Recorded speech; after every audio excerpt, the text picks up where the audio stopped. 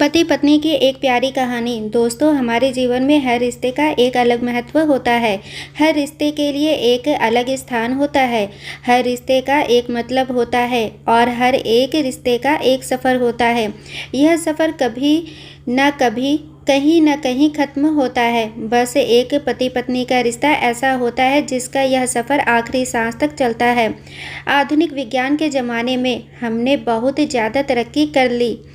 हम बहुत होशियार हो गए, लेकिन कभी-कभी हमारे जैसे होशियारों को भी कुछ गँवार लोग ऐसे मिल जाते हैं जो हमें काफ़ी कुछ सिखा जाते हैं। बस अभी 1 महीने पहले की ही तो बात है। घर के पिछले भाग में माटी डालने का और प्लांट्स लगाने का काम राम और रीता, इन पति पत्नी के जोड़ों को दिया गया था। पहले दिन दोनों आए, दोनों ने खूब अच्छा काम किया। दूसरे दिन सिर्फ राम आया, शायद रीता बीमार होगी। उस दिन दोपहर में मेरे साथ खाना खाने के लिए मैंने राम को बहुत आग्रह किया। कई बार उसे कहा कि मेरे साथ खाना खा लो, लेकिन वह माना ही नहीं। वह बोला रीता नाराज़ हो जाएगी। मैं बोला, अरे राम, तुम कितना डरते हो अपनी बीवी से। वह बोला, मैं नहीं डरता साहब, कदर करता हूँ उसकी, सम्मान करता हूँ उसका। मुझे उसके शब्दों पर हंसना आ गया। मैंने उससे कहा, अरे क्या रखा है उसमें, न रंग है न रूप है, फिर क्यों इतना उसके पीछे पीछे भागता है।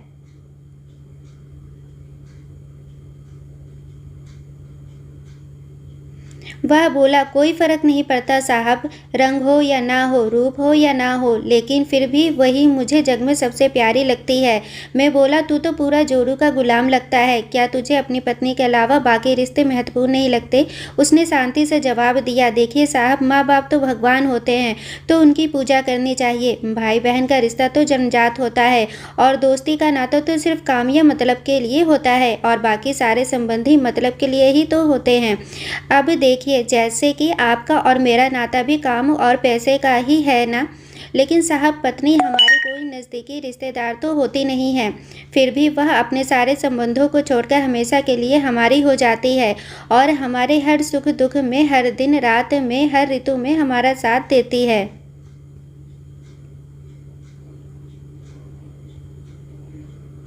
आप मानो या ना मानो, पत्नी सिर्फ एक रिश्ता नहीं है, वो कई रिश्तों का भंडार है। जब वह हमारी हर इच्छा पूरी करती है, हमारी देखभाल करती है, हमको लाड लड़ाती है, तब वह किसी माँ की भूमिका निभा रही होती है।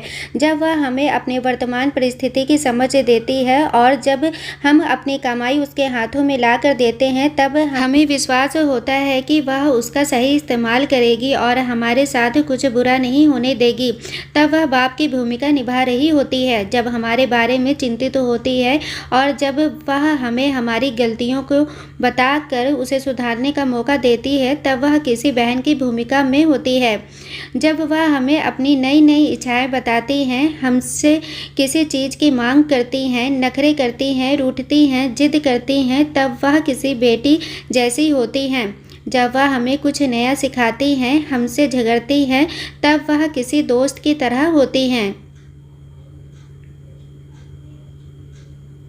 जब वह हमारे घर की और हमारे रिश्तेदारों की सबकी जिम्मेदारी अपने सिर पर उठाती हैं, तब वह मालकिन होती हैं।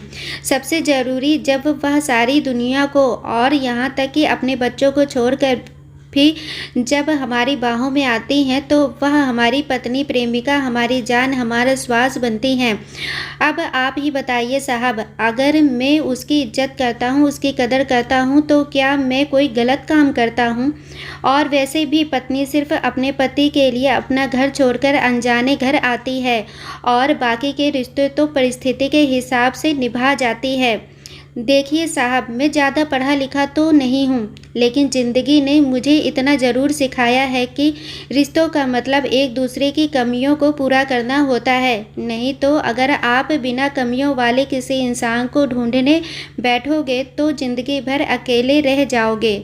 देखिए साहब, बीवी अगर धरती बनकर इतना बोझ उठा सकती है, अपनी तपस्या की अग्नि में तप सकती है, तो पति को भी शांत और उतना ही बड़ा विशाल आसमान की तरह बनना पड़ेगा, जो उसे समय समय पर प्यार की बारिश से भिगोता रहे।